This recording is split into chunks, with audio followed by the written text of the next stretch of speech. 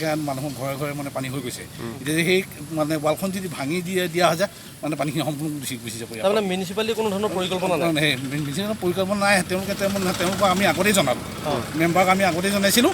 তেখেতে মানে এই ব্যৱস্থাটো একো নকৰিলে। তেওঁ বোলে সময় আহকচোন, তেখেতে সেই বুলি ক'লে। সেইকাৰণে এতিয়া সেইটোতো সময় ব্যৱস্থা লোৱাই নাই। আৰু এতিয়া মানে ধৰক এতিয়া পানী হৈছে, এতিয়া তেওঁ চাবলৈও অহা নাই। তাৰমানে এজাক ধাৰাসাৰ বৰষুণ দিয়াৰ লগে লগে পানী হৈ যায় মানে ঘৰৰ ভিতৰত যেন পানী হৈ যায়। আগতে নাছিলেই, আগতে মানে সেই কালভাৰটো গুচি যায়। এতিয়া ৱালখন মাৰি দিয়াৰ কাৰণেতো পানীটো হৈছে। ৱালখন কোনে মাৰিছে? ৱালখন এতিয়া এই জি চি হয় নেকি, যি মানুহজনী মাৰিছে তেওঁলোকৰ মানে লোকে মাৰিছে, তেওঁলোকক মাতি বুলি তেওঁলোকে ৱালখন মাৰি দিছে।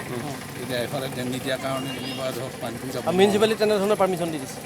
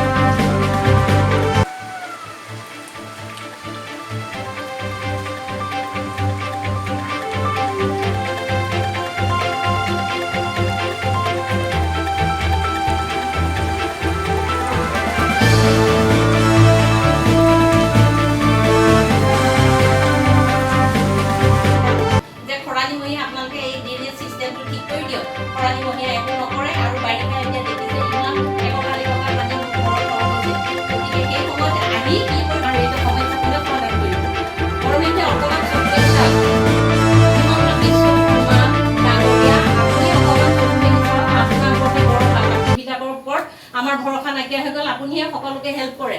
মই কাঞ্চন দত্ত।